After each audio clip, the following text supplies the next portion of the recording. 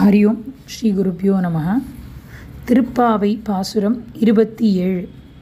கூடாரை வெல்லும் சீர் கோவிந்தா, உன் தன்னை பாடிப்பறை கொண்டு யாம் பெரு சம்மானம் நாடு புகழும் பரிசினால் நன்றாக சூடகமே தோள்வளையே தோடே செவிப்பூவே பாடகமே என்றனைய பல்கலனம் யாமணிவோம் ஆடையுடுப்போம் அதன் பின்னே பால் சோறு மூட நெய் பெய்து முழங்கை வழிவார கூடியிருந்து குளிர்ந்தேலோர் எம்பாவாய் அப்படின்னு 27வது பாசுரம்.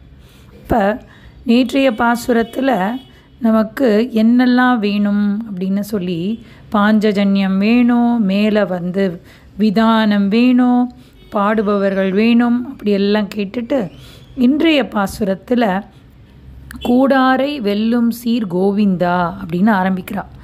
இப்போ கூடாரை வெல்லும் அப்படின்னு சொன்னால் யார் யாரெல்லாம் பகவானை வேண்டாம் அப்படின்னு நினச்சாலோ அவள் எல்லாத்தையும் ஒன்று சேர்க்கக்கூடியவன் யார் அப்படின்னு சொன்னால் அந்த கிருஷ்ணன் இல்லையா.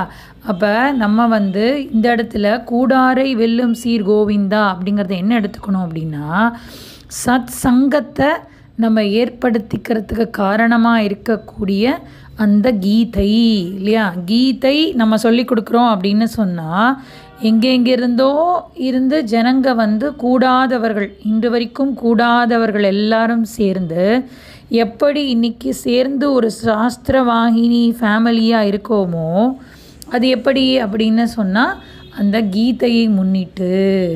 அப்போ அதுதான் பகவானுடைய விஷயம், சாஸ்திரம். இப்போ கூடாரை வெல்லும் சீர் கோவிந்தா, உன் தன்னை பாடிப்பறை கொண்டு உன்னை நாங்கள் பாடி இந்த கீதையை நாங்கள் படித்தோம் அப்படின்னு சொன்னால் யாம் பெரு சம்மானம் என்ன அப்படின்னா நாடு புகழும் இல்லையா. நமக்கு நாடே கீதை படிச்சுட்டா, வா நன்னா கீதை படிச்சுட்டா தெரியுமோ, ஒரு தடவை ஃபுல்லாக கீதை படிச்சுட்டா நன்னா எல்லாம் சொல்லுவாவா அப்படின்னு நம்ம சொல்கிறோம் இல்லையா. அப்போ ரொம்ப புண்ணியவான், முதல்லேருந்து கடைசி வரைக்கும் 700 ஸ்லோகத்தை விடாமல் படிச்சுட்டா பாரேன் வா அப்படின்னு நாடு புகழும் பரிசினால் நன்றாக சூடகமே தோள்வளையே தோடே செவிப்பூவே பாடகமே என்றனைய பல்கலனும் யாமணிவோம் அப்படின்னு சொல்லி. அப்போ எப்படி இருக்குமா, தேஜஸ் நிறைந்தவர்களா நல்ல காந்தியோட எல்லா விதமான அணில்கணல்களும் நம்ம உடுத்திண்டு நம்ம இருக்க முடியும். அப்போ சாதாரணமாக இதை சொல்லும்போது நம்ம என்ன சொல்லுவோம் அப்படின்னா, இந்த பெண் பிள்ளை ஆண்டாள் அவளுடைய தோழிகளுக்காக சூடகம் கேட்டா, தோள்வளை கேட்டா, செவிப்பூ கேட்டுண்டா, பாடகம் கேட்டா அப்படின்னு அணிகலன்கள் கேட்டதாக பொதுவாக இதோட வியாக்கியானம் இருக்கிறதுக்கு வாய்ப்புகள் இருக்குது.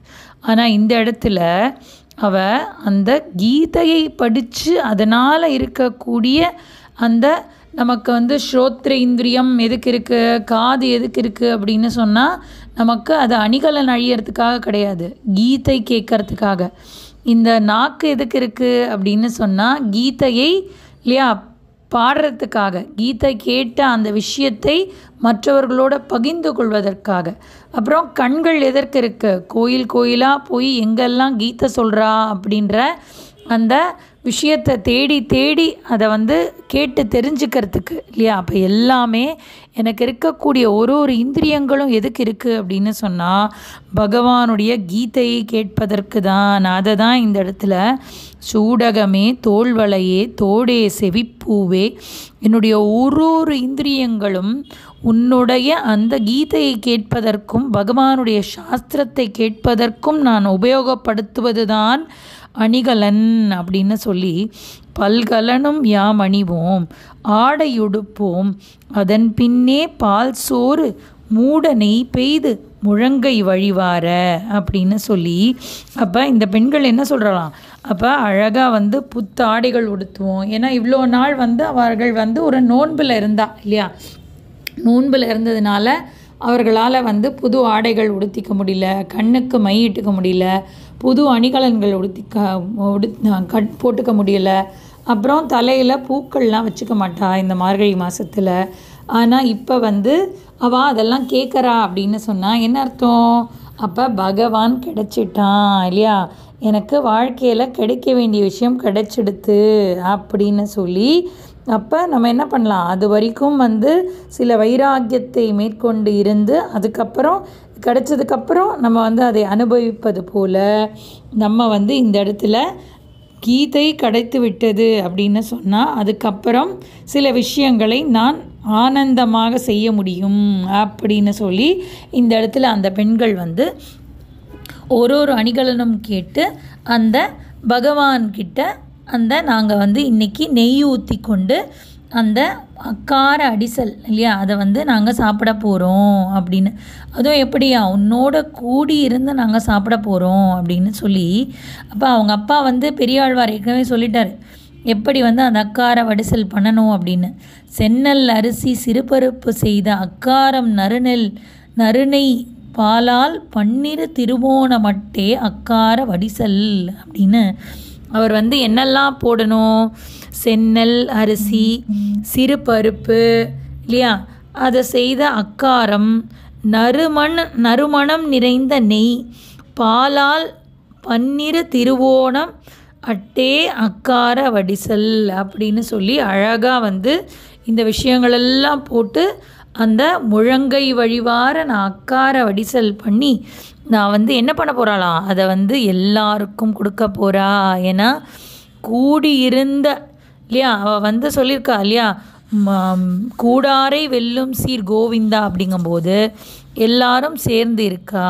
அதனால் முழங்கை வழிவார கூடியிருந்து குளிர்ந்து, அப்போ எல்லோரோடையும் சேர்ந்த அந்த நெய்வேத்தியம் பகவானுக்கு நிவேதனம் பண்ண அந்த நெய்வேத்தியத்தை தான் நாம் எப்போதுமே உட்கொள்ள வேண்டும்.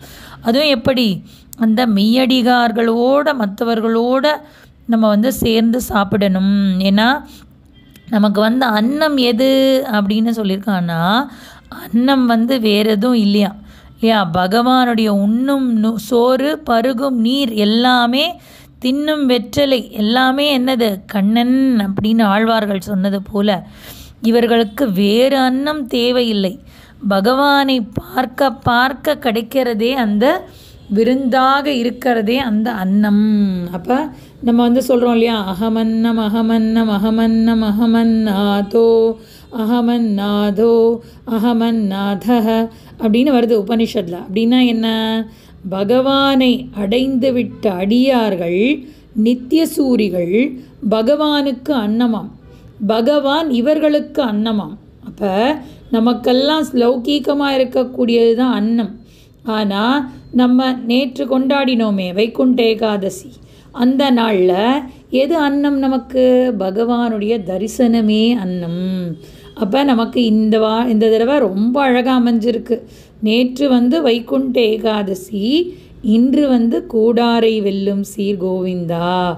அப்போ இது ஏகாதசி அன்னைக்கு வந்தது அப்படின்னு சொன்னால் நம்மளால் அந்த என்ன பண்ணுறதுன்னு தெரியாது, அக்கார அடிசல் சாப்பிட்றதா ஏகாதசி பண்ணுறதான்னு தெரியாது. ஆனால் அழகாக நமக்கு இந்த வருஷத்தோடது ரொம்ப அழகாக நேற்றைய நாள் வைகுண்ட ஏகாதசியாகவும் இன்றைய நாள் கூடாரை வெல்லும் சீர் கோவிந்தா அக்கார அடிசல் சாப்பிட்றதுக்கு ஏற்ற மாதிரியும் இந்த அழகான மார்கழி மாதம் நமக்கு ரொம்ப அழகாக அமைஞ்சிருக்கு.